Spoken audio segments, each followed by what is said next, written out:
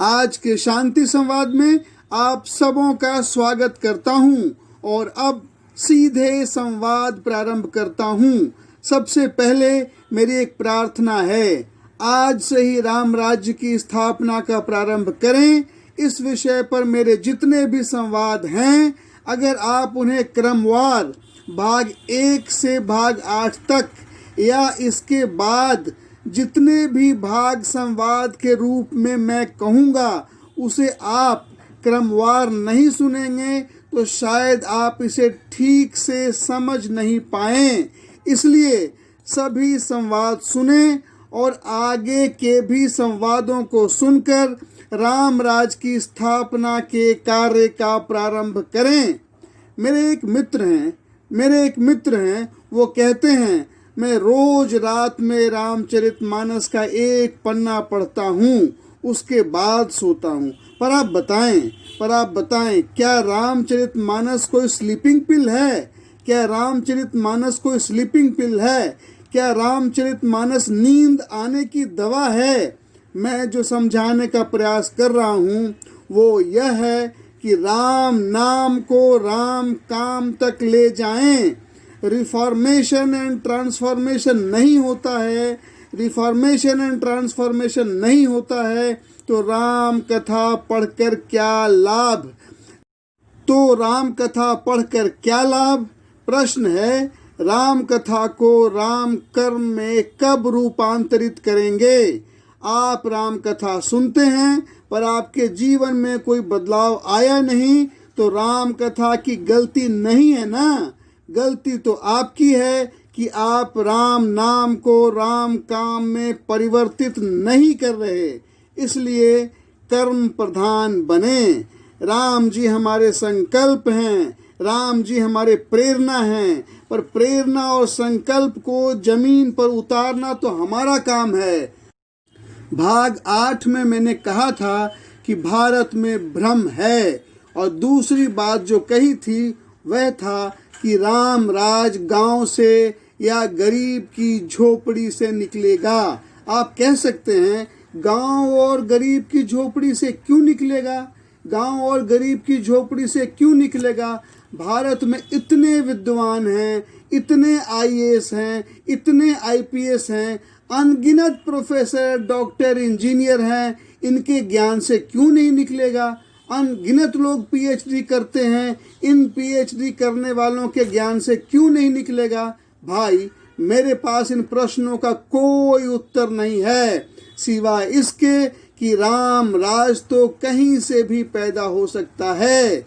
राम राज तो कहीं से भी पैदा हो सकता है, राम राज कहीं से भी प्रारंभ हो सकता है।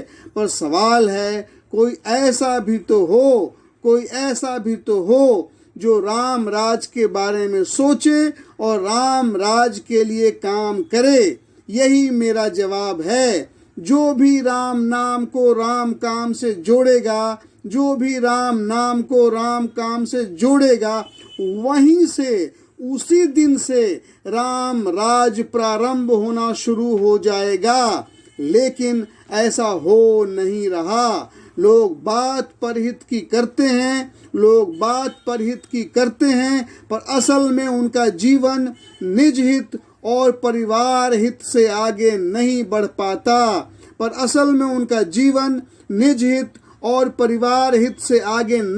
पाता। आजकल की अंग्रेजी मीडियम पढ़ाई भी आपको बर्बाद कर रही है, क्योंकि इस पढ़ाई में तो परिवार हित भी नहीं है। यह तो सिर्फ पति पत्नी केंद्रित भोगवादी पढ़ाई है। आजकल की पढ़ाई का लक्ष्य भी यही है कि जल्दी से जल्दी नौकरी और छोकरी प्राप्त करो और माता पिता से अलग अपने लिए एक ऐश मौज का निजी बंगला, कार, गाड़ी खरीदो। इससे तो भारत बर्बाद हो जाएगा। वास्तव में आज देश जो पतन पथ पर चल रहा है उसका कारण आजकल की पढ़ाई ही है।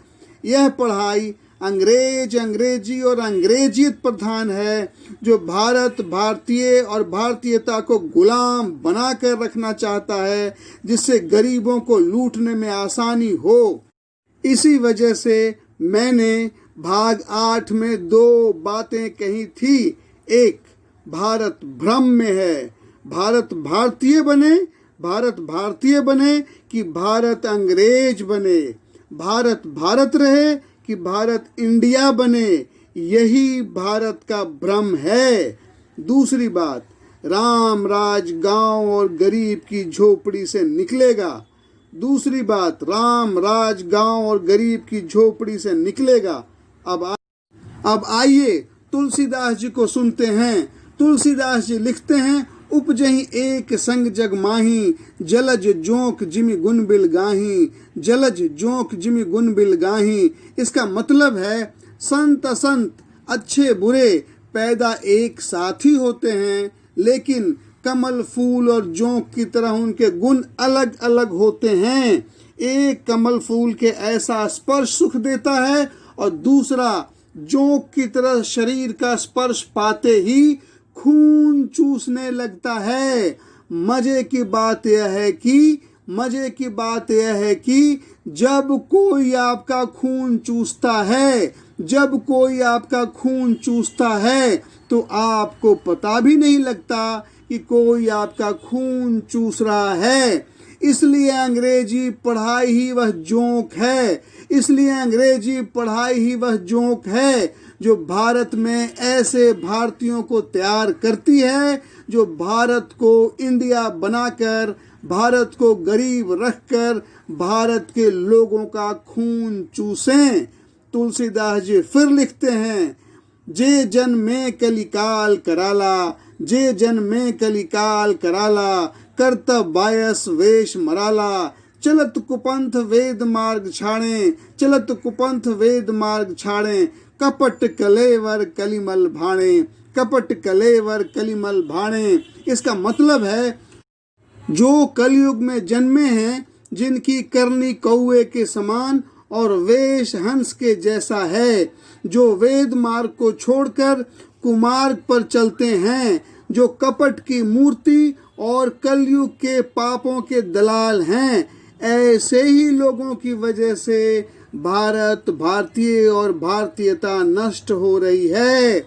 ऐसे ही लोगों की वजह से भारत, भारतीय और भारतीयता नष्ट हो रही है। आप सोचें, क्या वजह है कि पिछले 1000 साल से भारत लगातार असफल देश है? क्यों भारत के सारे राजा सारी लड़ाइयां हारते गए? क्यों भारत पर करीब 600 या 700 साल तक मुगलों का और करीब 250 या 300 साल तक अंग्रेजों का शासन रहा, और अब 70 साल की आज़ादी के बाद भी भारत शिक्षा, स्वास्थ्य, खेती, किसानी, उद्योग, कारखाने, रोजगार आदि मामलों में क्यों पीछे है? उत्तर प्रदेश, बिहार और झारखंड ऐसे राज्य क्यों पढ़ाई में सबसे पीछे हैं? देश को अंग्रेजी और अंग्रेजियत से चलाने का मौका 70 साल तक मिला, लेकिन देश गरीब ही बना रहा, किसान आत्महत्या करते रहे। इसलिए अब देश को भारत, भारतीय और भारतीयता के आधार पर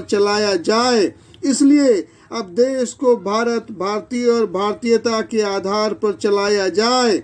देश में अब राम राज आना चाहिए, तभी भारत विश्व गुरु बनेगा। आज के संवाद में इतनी ही बात कहूँगा। अगला संवाद भाग 10 जरूर सुने। सभी स्नेही जनों को भाई पुरुषोत्तम का स्नेह वंदन और हृदय से आलिंगन।